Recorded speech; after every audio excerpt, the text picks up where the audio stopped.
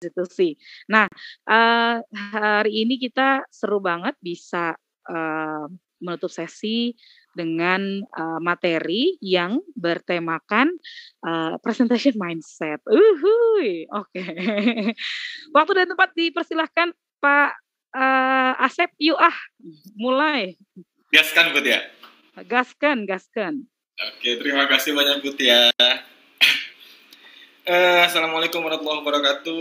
Mudah-mudahan tetap dalam keadaan terbaiknya ya di penghujung akhir acara kita sore hari ini.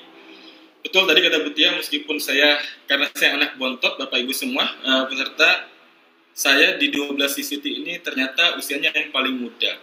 Biasa kalau lagi kumpul-kumpul itu saya dipanggilnya Dede. Gitu.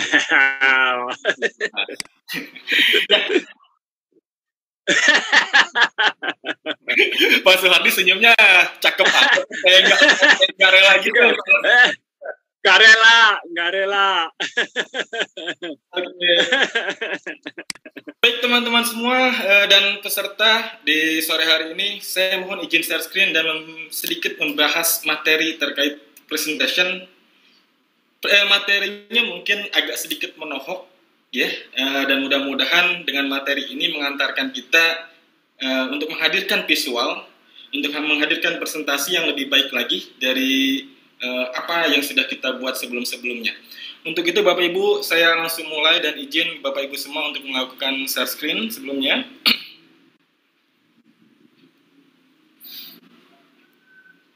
Screen saya sudah terlihat, Mbak Tia dan teman-teman semua? Terlihat. Baik, terima kasih. Judulnya sederhana Bapak Ibu semua. Sebuah mindset terkait presentasi yang mana ini adalah penting adanya, dan bagi siapapun profesinya, saya yakin Bapak Ibu semua, jika ada yang selain guru yang hadir saat ini bukan seorang guru, saya yakin siapapun itu profesinya pasti pernah melakukan presentasi dan membutuhkan skill presentasi tentunya. Untuk itu besar harapan saya, semoga dengan materi ini bisa menghadirkan sebuah kebermanfaatan untuk kita semua setidaknya, dan memberikan efek yang berbeda terutama untuk dunia pendidikan Bapak Ibu semua. Baik, saya mulai dengan sebuah perkenalan. Bapak Ibu, tak kenal maka tak sayang tentunya. Meskipun tadi sudah dikenalkan oleh Mbak Tia, sepertinya kurang lengkap kalau saya tidak menampilkan foto saya sendiri ya. Saya Asep Aulin Bapak Ibu, pengajar juga, saya penulis buku, kemudian saya presentation designer dan salah satu praktisi NLP juga. Saya asosiasi dari tempat trainer Group dan alumni dari Akademi Trainer Speak to Change di batch 2019. Kemudian di tahun 2016 saat saya di pasca sarjana, saya mengambil Microsoft Office dengan berbeda dengan dari Bapak Ibu semua. Kalau Bapak Ibu melalui pelatihan-pelatihan yang diselenggarakan secara gratis, namun saat itu saya mengocek merogoh kantong sendiri secara mandiri ya saat di bangku kuliah tersebut, dan hasilnya memang berbeda tentunya ya jika dibanding offline dan online.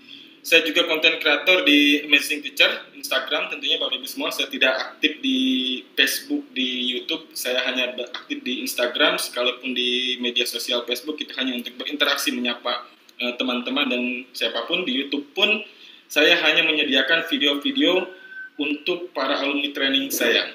Jadi tidak bisa diakses oleh umum dan hanya untuk para alumni saja.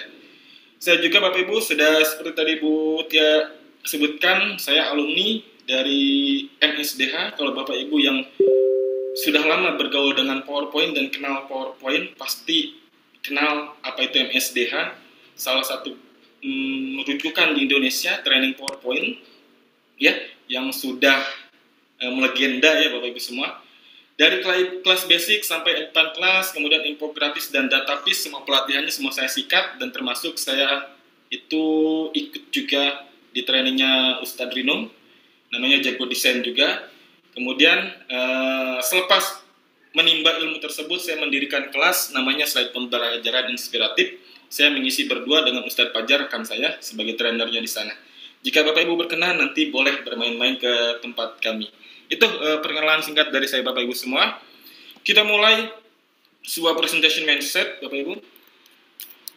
Sebelum saya masuk ke materi, Saya ingin tanya dan boleh dengan kita berinteraksi sedikit Bapak Ibu, bisa melalui chat ya, karena saya saat ini tidak menggunakan ClassPoint karena di hari pertama sampai saat ini Bapak Ibu pasti sudah familiar sekali ya dengan ClassPoint. Bisa sedikit ceritakan apa sih presentasi yang Bapak Ibu pahami? Sedikit mungkin ada di kolom chat, bisa di chat ya. Oke, boleh di chatnya. Kalau di speak up nggak bisa buat ya.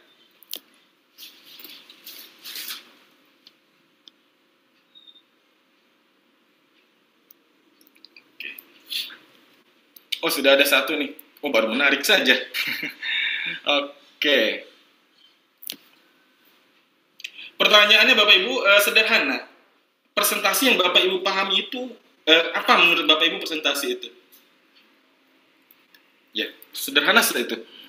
Presentasi itu yang Bapak Ibu pahami apa? Gitu. Oke, sudah banyak.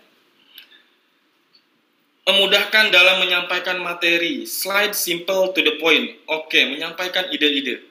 Penyampaian materi, menyampaikan materi. Suatu kegiatan menyampaikan suatu pikiran. Oke, keren sekali.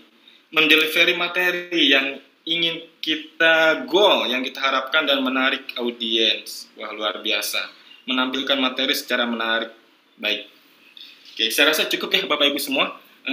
Semua jawabannya memang terbaik, Bapak Ibu. Sepakat. Presentasi sederhananya kita menjual ide. Kita menjual sebuah gagasan, kita menampilkan sebuah materi, kita menampilkan kalau jika dalam pembelajaran materi kita kemas dengan semenarik mungkin. Tentu meskipun kita harus menarik, ada batasan dan kaidah yang harus kita ikuti agar tidak keluar dari jalur. Misal seperti apa? Kalau kita sepakat Bapak Ibu, ketika kita presentasi tadi menjual ide, ya, memberikan materi kepada peserta didik, audiens kita entah siapapun, entah itu di korporat atau dimanapun, Bapak Ibu berhati-hati dengan elemen yang ada dalam slide presentasinya. Karena ketika Bapak Ibu mempresentasikan sesuatu, di dalam slide presentasi kita, setiap elemen yang ada di dalamnya itu memiliki peran. Jadi berhati-hatilah ketika Bapak Ibu memasukkan entah itu objeknya sebuah foto, entah teks, apalagi ada animasi-animasi loncat-loncat dan segala macamnya, itu perlu kita perhatikan dan perlu diwaspadai. Mindset kita, ketika kita mempresentasikan sesuatu, kita ingin memberikan sebuah solusi. Kita ingin memberikan ide, bukan sedang pertunjukan sulap. Mudah-mudahan sudah sedikit dapat connecting the dot dari presentation mindset-nya. Saya lanjutkan. Ya. Sederhananya, presentasi ini adalah mengkomunikasikan ide Bapak Ibu semua. Memerlukan kemampuan untuk melakukan presentasi desainnya Bapak Ibu semua. Bukan hanya guru ya, bukan hanya seorang trainer, bukan hanya seorang fasilitator, bukan hanya pelatih-pelatih di luar sana yang berada di corporate yang melakukan presentasi bisnis dan lainnya. Bapak Ibu, kita sebagai guru pun tentu harus memiliki skill presentasi dan skill untuk mendesainnya. Pak, zaman sekarang zaman serba cepat, ada Canva, ada template-template gratis dan bisa kita gunakan. Monggo, itu pilihan Bapak Ibu semua. Tapi akan berbeda hasil dan lainnya ketika Bapak Ibu membuat itu sendiri dan Bapak akan mendapatkan suatu kepuasan tersendiri. Saya lanjutkan, ternyata dalam presentasi, ini saya kutip dari Guerrero, salah satu penulis buku tentang presentasi, beliau mengatakan 95% ya Bapak Ibu semua, berarti banyak sekali di dunia ini, semua presentasi ini membosankan. Sebentar, saya hide dulu.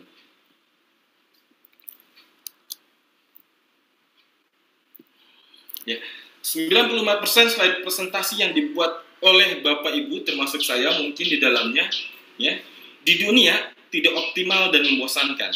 Hal tersebut ternyata didukung Bapak Ibu semua oleh salah satu pernyataan penulis buku juga. Beliau malah mengatakan lebih besar lagi, bukan 95% tapi 99%. Oke. Di hadapan Bapak Ibu sudah ada sebuah slide. dengan judul komunikasi efektif. Dan definisi lainnya di bawahnya dengan bullet point-nya. Pertanyaannya sederhana. Pernah melihat jenis slide atau bahkan membuatnya presentasi seperti ini? Boleh dong di chatnya jika yang masih stay on dengan kami. Pernah tidak? Sering melihatnya? Oke, sepakat.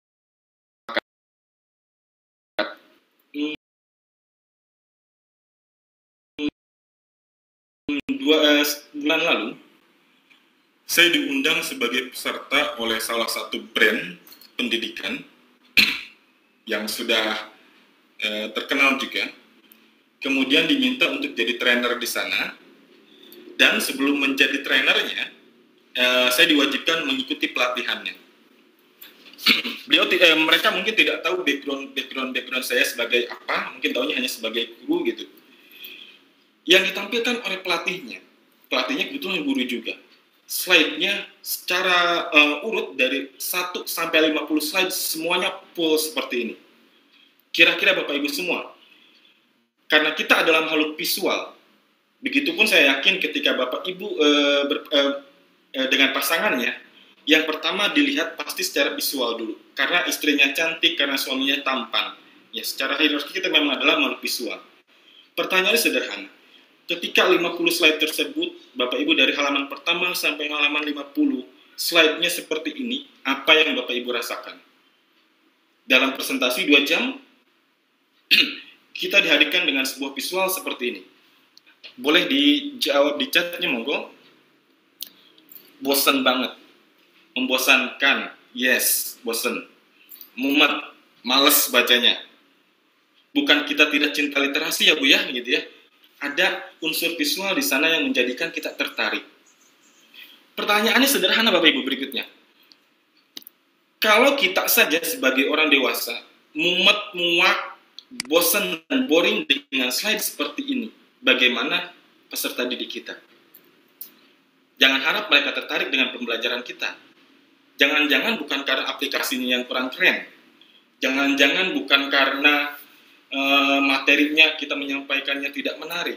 Bisa jadi karena 85% makhluk di dunia ini adalah visual, Bapak Ibu. Ini perlu kita pahami, mereka tidak tertarik secara visual. Dari pertama Bapak Ibu anak-anak melihat covernya saja, udah bosen gitu-gitu lagi, gitu ya. Slide-nya nggak ada efeknya gitu buat ke mereka Bapak Ibu semua. Nah, ini ternyata lebih parah lagi Bapak Ibu. Gaya Kawasaki mengatakan 99% slide di seluruh dunia ini membosankan. Sebagian presenter, ya, orang yang melakukan presentasi hanya mengcopy paste gambar dan tulisan. Ini yang kita lakukan. Bukan hanya saya ya, mungkin banyak juga di luar sana yang melakukan seperti ini. Tapi tenang, ini 99% di seluruh dunia Bapak Ibu semua. Apalagi sekarang dengan adanya Canva kan mudah ya, hanya tinggal drag and drop. Nah, seperti itu. Tidak masalah, selagi itu materinya kita buat dengan kaidah yang baik Bapak Ibu ya, dengan sebuah prinsip presentasi yang baik, mudah-mudahan bisa menghadirkan sebuah materi yang bermakna buat peserta didik kita. Saya lanjutkan. Ya, 85% makhluk di dunia ini adalah visual Bapak Ibu semua, begitupun dengan apa yang Imam Muslim sampaikan bahwa sesungguhnya Allah itu indah dan menyukai keindahan. Dan begitupun Bapak Ibu tertarik dengan pasangannya, saya yakin tentu karena sesuatu keindahan tersebut. Untuk itu, di kesempatan kali ini, saya ingin mengajak Bapak Ibu semua, yuk sama-sama kita berusaha dan berupaya menghadirkan sebuah visual yang indah, agar dari pandangan tersebut bisa melahirkan kecintaan anak-anak terhadap pembelajaran, melalui slide-slide yang kita buat Bapak Ibu semua. Kita masuk why. Kenapa harus PowerPoint? Kalau tadi kenapa harus PowerPoint class point ya? Sekarang sebelum ke class point, saya ingin ajak Bapak Ibu dulu lebih mendalami dan mencintai bahasanya ya. Apa dan kenapa harus PowerPoint? Mungkin ada yang mau jawab di chatnya, boleh? Silahkan. Kenapa harus PowerPoint? Pilihannya kan ada ada Canva, ada slide Prezi gitu ya, dan macam-macam, ada Google Slide gitu. Udah familiar karena simple karena semua fitur lengkap di PPT. Oke. Ya, terima kasih Bapak Ibu yang sudah berinteraksi dan tetap stay tune di sini ya sama kami. Setidaknya saya punya 3 alasan kuat kenapa sampai saat ini saya masih memilih PowerPoint sebagai senjata utama saya. Setidaknya ada 3 poin. Yang pertama Bapak Ibu, ada poin pertama, dia generic. Generic itu maksudnya seperti apa? Hampir ada di semua laptop atau komputer Bapak Ibu di rumah. Baik itu yang menggunakan Mac atau yang terbaru Windows OS apa namanya Pak Suhardi yang dari Google itu? Ada yang tahu mungkin ya? Itu ya pokoknya ya, ada OS terbaru kan ya selain Mac dan Windows ya. Chromebook Iya, kan OS-nya beda sendiri ya Bapak Ibu semua ya. Sekarang Microsoft juga sudah mengeluarkan produknya untuk Chromebook, jadi tidak perlu khawatir. Apalagi yang Windows, ketika Bapak Ibu pertama kali membeli sebuah laptop, ya, sekarang sudah banyak yang bundling ya, beli laptop Windows-nya Ori plus Office 2019 yang original juga, itu sudah pasti ada namanya Microsoft Office ya, ada Word, Excel, dan PowerPoint di dalamnya. Bahkan ada lagi produk lainnya. Nah, ini yang pertama Bapak Ibu semua. Kemudian yang kedua, tadi sepakat dengan Bapak Ibu semua tadi ya, yang jawab sudah familiar Pak, sudah terus mudah digunakan, tools-nya juga kita sudah hafal ya. Nah, kedua betul sekali, familiar bagi kita, dan tools yang ada di dalamnya pun nggak rumit ya Bapak Ibu semua, tinggal insert text, insert image, kalau mau dijadikan video, tinggal ekspor jadi video, mau dianimasikan, tinggal kita berikan animasi dan transisi lainnya, cukup sederhana memang. Tapi sekarang kan ada Canva Pak, yang semuanya sudah jadi template gitu. Monggo pilihannya kembali ke Bapak Ibu semua. Tapi ini yang buat saya semakin cinta, sampai saat ini Microsoft Office tetap memberikan update terbaiknya untuk para penggunanya. Kemarin sedang tren terkait 3D. Kalau Bapak Ibu mengikuti trennya, ya kemarin itu marak objek-objek 3D. PowerPoint tidak kalah tidak kalah bersaing dengan yang lainnya. PowerPoint pun memberikan pihak Microsoft Office memberikan update-nya khususnya untuk para pengguna Microsoft Office 365. Sudah disediakan aset-aset 3D Bapak Ibu semua untuk pengguna Microsoft Office 365 2019 ya. Jadi nanti bisa manfaatkan juga. Sekarang terbaru lagi tren itu kartun. Nah, PowerPoint juga sama, Office juga sama. Dia memberikan update kartunnya untuk kita semua para penggunanya. Jadi cukup perhatian ya dari Microsoft Office terhadap para usernya. Jadi jangan khawatir ketinggalan update ya Bapak Ibu semua, dan apa yang lagi tren saat ini di 2022 ke depannya, insya Allah nanti Microsoft Office pasti mengakomodir kita semua. Tapi poin dari ini Bapak Ibu semua, bukan tentang apa aplikasinya, ya. Bukan banyak sekali ya, ada Canva, ada Prezi, ada Google Slide, ada yang lainnya. Bukan tentang itu Bapak Ibu semua. Poinnya adalah siapa yang menggunakan aplikasi tersebut, ya, man behind the gun-nya. Bapak Ibu pengguna Canva, monggo. Pertanyaannya sederhana. Karya apa yang sudah dihadirkan menggunakan Canva-nya? Bapak Ibu menggunakan Google Slide, monggo. Pertanyaannya sama. Produk apa dan karya apa yang Bapak Ibu sudah hasilkan dengan Google Slide-nya? Kalau pertanyaannya dibalik saya, Pak, Bapak sudah menghasilkan apa dengan PowerPoint? Banyak Bapak Ibu semua. Nanti kita akan bahas di lain kesempatan. PowerPoint tidak hanya untuk presentasi. Sejak kemunculannya Office 2013, dia sudah berubah menjadi PowerPoint++. Saya lanjutkan terkait presentasi. Ini sesuatu yang penting dan wajib kita pahami Bapak Ibu semua sebelum Bapak Ibu membuat materi presentasi. Ada namanya kontras. Kalau Bapak Ibu di kelas kita jelaskan detail dan bagaimana menemukan kontras yang baik dan tepat gitu, yang nyaman untuk mata. Ini saya gambarkan sedikit saja. Kontras itu sederhananya kalah menang. Besar atau kecil atau kalah atau menang. Hanya ada dua itu saja Bapak Ibu semua. Yang maksudnya seperti apa Pak kalah menang? Contoh, saya sederhanakan kembali. Ketika Bapak Ibu ingin menggunakan background berwarna cerah, pastikan objek-objek atau teks terutama, dia berwarna gelap. Tujuannya apa? Agar tidak menyiksa mata audiens kita. Itu yang pertama. Kemudian, Pak, kalau besar kecil seperti apa? Kalau Bapak Ibu yang memperhatikan dari slide pertama sampai saat ini, saya menggunakan 2 ukuran font saja. Ada yang besar dan ada yang kecil. Kemudian ada satu lagi, kalau Bapak Ibu jeli melihat slide presentasi saya konsisten dengan 2 warna di dalam setiap slide saya. Ada yang bisa tebak kira-kira warna apa yang saya gunakan di dalam slide saya? Ada 2 warna. Boleh dicap? Ya, hijau, hitam.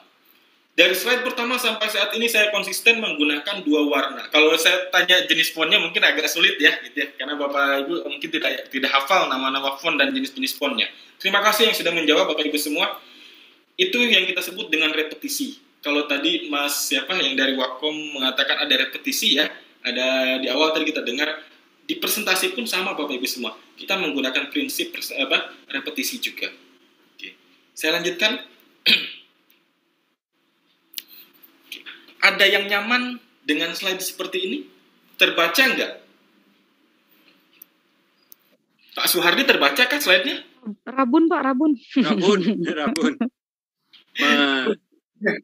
Fokus pada foto. Oke, teksnya terbaca Pak Puspo? Di usia Bapak yang baru 17 ini, apakah mudah membaca teks ini Pak Puspo? Ya, buram kalau dari iya. Baik, ini Bapak Ibu semua dan seluruh peserta yang saya maksud dengan kontras yang rendah. Pak, kan warnanya itu favorit saya.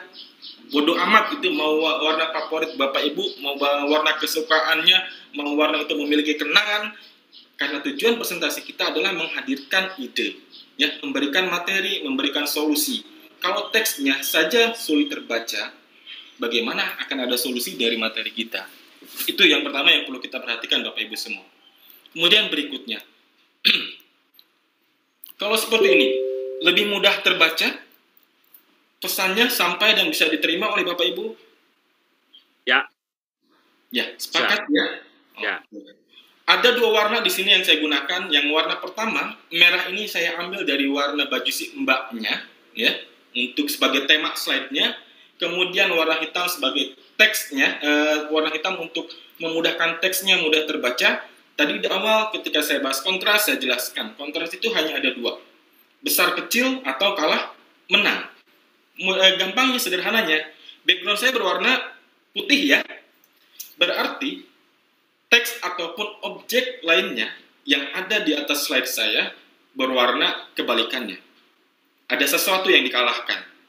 Begitupun kebalikannya ya, ketika kita menggunakan background berwarna gelap, mau apapun itu warnanya, mau hitam kah, mau hijau gelap gitu ya, biru gelap, pastikan elemen atau teks yang ada di atasnya berwarna kebalikannya. Karena tujuannya yang ingin kita berikan kepada audiens kita Bapak Ibu semua. Berikutnya. Nah, ini after before-nya, saya yakin kalau ditanya, Pak, pilih yang mana, yang before atau after? Menurut visual yang normal gitu ya, saya yakin semuanya hampir lebih nyaman yang after yang sebelah kanan. Mudah-mudahan sama ya. Ya, sama. Oke, saya lanjutkan. Apalagi yang memikir. Kembali ke sebuah kasus 6 tahun berarti saya mengikuti bangku kuliah itu, dihadirkan slide presentasi semasa kuliah dengan seperti ini. Mudah-mudahan saat ini dosen-dosen pengajar di perkuliahan sudah hijrah, gitu ya, sudah bisa menampilkan visual yang lebih baik. Pertanyaannya sederhana, bagaimana perasaan Bapak Ibu ketika saya berbicara tadi dari awal hingga saat ini, saya menghadirkan slide seperti ini? Mungkin jawabannya akan beragam juga ya. Ada yang nggak apa-apa, yang penting materinya dapat gitu. Jenuh Bu ya, yang pasti ya. Kalau yang jawab nggak apa-apa, kalau yang jawab nggak apa-apa berarti dia mau diteladan Bu ya. Sepakat ya? Oke, tapi faktanya Bapak Ibu, karena kita adalah makhluk visual, kesan pertama yang akan kita dapatkan, meskipun kita sebaik-baiknya murid saat itu, oke, 15 menit pertama saya masih terima. Ya, perkuliahan itu kan ada yang 2 jam sampai dari pagi hingga sore. Bayangkan, ya, dari pagi hingga sore kita dijali dengan slide seperti ini. Kemudian dengan tugas-tugasnya dan diskusi lainnya. Bisa terwakilkan ya, mudah-mudahan apa yang saya rasakan saat itu dan Bapak Ibu juga saya yakin merasakannya. Berikutnya, dengan sesuatu yang sederhana. Kemarin saya masih ingat ada salah satu CCT-nya, CCT juga beliau mengupas PowerPoint 365 sedikit ya. Di PowerPoint 365 disediakan stock image ya namanya. Kita bisa memasukkan gambar ke dalam slide presentasi kita dengan mudahnya, dengan bisa bantuan add-on atau gambar-gambar yang sudah disediakan. Nah, ini salah satu alternatif yang bisa kita hadirkan Bapak Ibu semua. Cukup sederhana. Di sini hanya ada 3 elemen. Ada sebuah gambar, kemudian ada sebuah set putih yang saya fungsikan sebagai penjelas dari teksnya, dan yang ketiga elemen yang terpenting adalah teksnya. Kalau dibandingkan yang tadi, Bu Umi lebih pilih mana?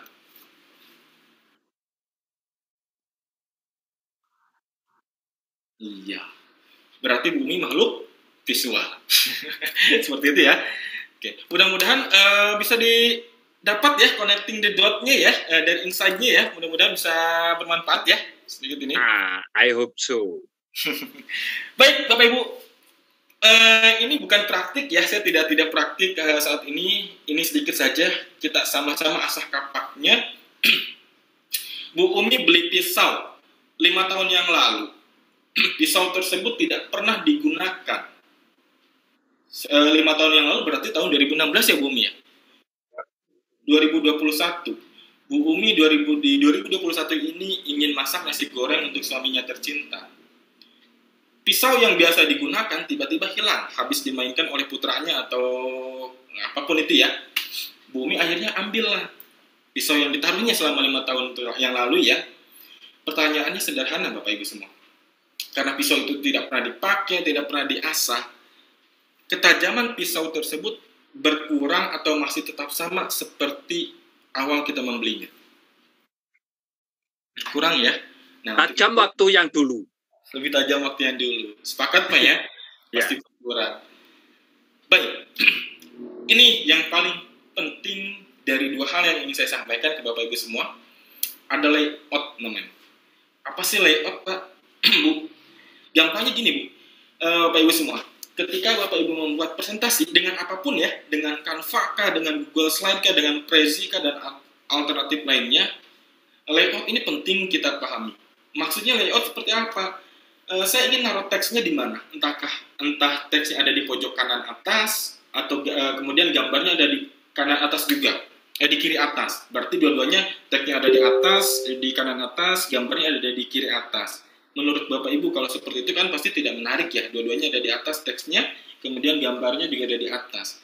Pak, kalau gambarnya di sebelah kiri, full gitu ya, teksnya di sebelah kanan. Oke, monggo. Ini kita akan bahas Bapak Ibu semua. Ada 2 prinsip, ada simetris dan asimetris. Simetris ini biasanya kita gunakan kalau di para slide designer itu untuk acara-acara formal Bapak Ibu semua. Sedangkan asimetris ini untuk gaulnya gitu. Kalau anak-anak muda audiensnya, anak-anak SMP, bahasa slang. Ini kita bisa sajikan dengan asimetris. Pastikan layout tersebut memudahkan untuk menangkap pesan yang ingin kita sampaikan ya Bapak Ibu semua. Contohnya seperti apa? Ini asimetris Bapak Ibu semua. Pernah lihat ya slide seperti ini? Ini saya ambil dari Wikipedia, berbicara tentang rendang. Kalau teksnya slide-nya seperti ini, menurut Bu Umi dan teman-teman yang bisa on mikrofon, menarik tidak? Nah, jenuh. Bicara tentang rendang ya? Ya. Fotonya mana? Rendangnya mana? Nasinya nasi panas. Nasi panas. Lapar nih. Kalau saya sajikan seperti ini, apakah mengundang? Mantap. Ini pertanyaannya sederhana. Air liurnya mulai mengalir gitu ya. Apakah pesannya tetap ada? tetap ada ya, tanpa kita menghilangkan pesannya. Dan buat gambarnya Bapak Ibu semua, tidak hanya saya tempel di sana, ya, tidak hanya saya taruh di sana, tapi saya buat dengan teknik namanya dual tone atau dual color. Backgroundnya saya buat berwarna hitam putih. Kemudian karena kita ingin mata audiens itu, ketika Bapak Ibu pertama tadi ya, ketika saya hadirkan seperti ini ya, dari sini ini padang pasir, tiba-tiba nemu air seperti ini, langsung fokus ke rendangnya. Wah, lapar. Dan sudah mulai netes. Itu Bapak Ibu semua. Berikutnya.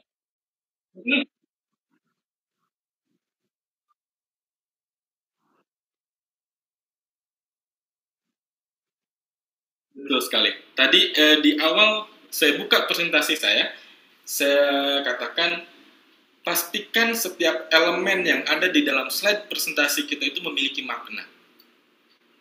Kalau Bapak Ibu menghadirkan foto, tujuan dari foto tersebut itu apa?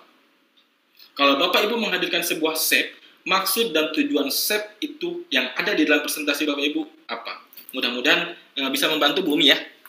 Ya, sip. Berikutnya. Ini sama saya ambil dari Wikipedia juga, berbicara tentang Gunung Bromo. Ini hanya teks, kira-kira kalau saya minta Bapak Ibu membayangkan keindahan Gunung Bromo yang saya potret dari kejauhan 5.000 meter. Sulit atau mudah? Belum pernah ke sana ya? Oh, ya. Kalau belum pernah ke sana, jadi tidak kebayang ya. Berarti kasihan banget dong Bumi ya, kalau yang belum pernah ke sana, terus ngelihat.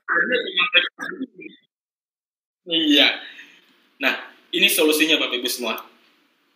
Kita bisa hadirkan secara landscape. Karena ini perlu diperhatikan juga.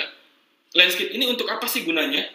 Ketika objek-objeknya ini berbicara tentang keindahan alam, ini untuk cocok untuk materi ilmu pengetahuan alam mungkin ya Bapak Ibu semua, ilmu pengetahuan sosial juga bisa kita gunakan. Maka kita gunakan layout yang landscape. Seperti ini. Pesannya tetap ada Bumi? Oh, tetap bisa dipahami ya? Ya. Soalnya dapat? Oke. Baik. Ini berikutnya.